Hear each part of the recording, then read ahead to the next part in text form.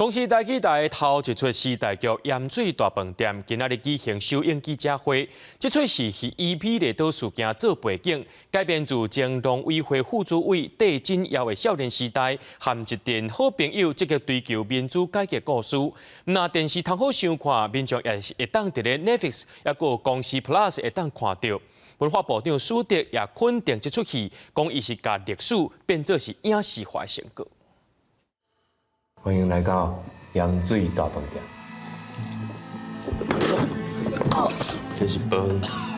加一寡盐水。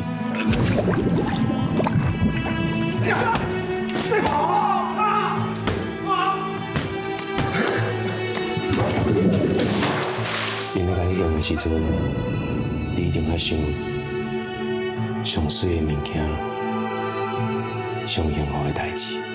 电视剧《盐水大饭店》剧名讲的，毋是真正的大饭店，是在讲以前坐港的人敢会当食饭叫盐水。这是公司台语台第一出时代剧，以美丽岛事件做背景，改编自前农委会副主委戴锦尧少年时代和一群好朋友积极追求民主改革的故事。两位共同导演表示，因毋若做电影调查，嘛真讲究台语和多语言的呈现，毋望互观众看到上好的作品。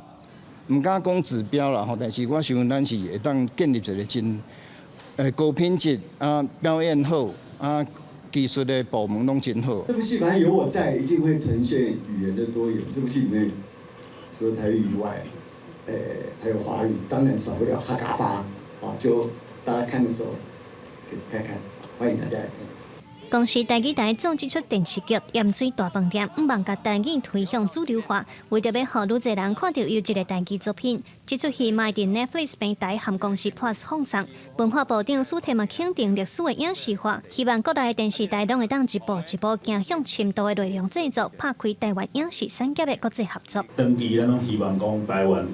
历史能够戏剧化，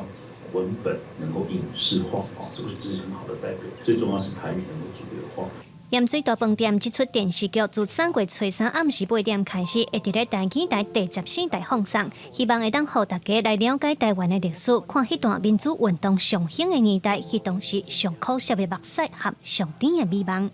记者卢尚如、曾俊尧台北报道。